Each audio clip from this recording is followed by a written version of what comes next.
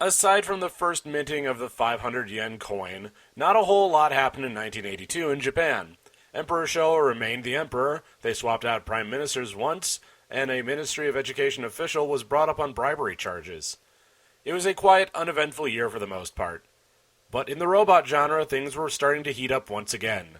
The prior year had seen Gundam light up the screen again with new footage to reinvigorate it, and this year was no different, with Encounters in Space ending the trilogy. Likewise, Ideon got its second feature film out, and you can't keep a good director down, as Tomino was about to prove.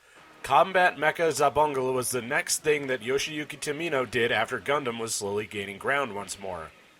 Combining his better ideas from Gundam and merging them with a rustic, proto-Trigun-like setting gave the series a particular pastiche that helped it to stand out.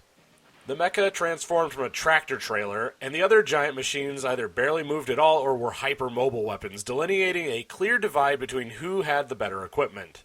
This nifty little artifice gave a minor but interesting spin on the series, and as a whole helped to create another minor victory for Tomino. After all, he had to do something between then and the release of Zeta Gundam. His experimental style helped push the genre forward, where the super robot style was starting to stagnate. Armored Fleet Die Rugger 15 was just the kind of example of stagnation that the super robot genre was heading for. The machine was comprised of 15 different vehicles. Sit on that for a hot second and you'll realize where it starts to go south. The plot was very fill-in-the-blank, though now instead of defending a planet, they're out exploring new ones. 52 episodes later, the show was over, and the models were sold, and Vehicle Voltron was left in the bin for world events to snatch up. Vehicle Voltron never did near the numbers that Lion Voltron did, which gave Die Rugger double the ignoble fate. But if you thought that was embarrassing, wait till you hear about this next one. Acro Bunch, Legend of the Demon Lands, was almost literally kicked out the door to capitalize on a certain popular film that had released the prior year.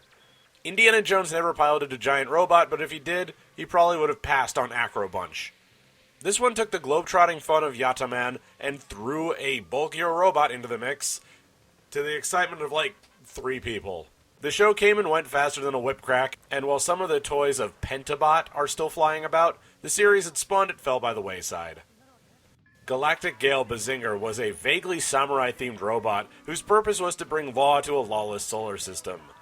Aside from taking a lot from the tale of the Shinsengumi from the late Tokugawa period, it really didn't have all that much to do but sell toys and run for 39 episodes. It was one of those odd things where it was always good to just have a super robot show at the ready to sell toys and fill a time slot. Genre stagnation be damned. But within a year or two, this stagnation would turn into out-and-out rot, and this was the first indication that it was going sideways. And finally, the show you've all been waiting to hear about, Super Dimensional Fortress Macross, hit the airwaves and soared into the realm of legend. But it almost never even got to the state that we understand now. Studio Nue had cut its teeth previously on shows like Space Battleship Yamato, and with the success of Gundam, they pitched the idea to the Wiz Corporation, who were prepared to give him a full 48-episode series. But designer Shoji Kawamori and his staff were set on doing a proper space opera, where Wiz wanted some sort of comedy. The project, originally entitled Mega Road, was in flux until Big West and later Tatsunoko Productions both pitched in.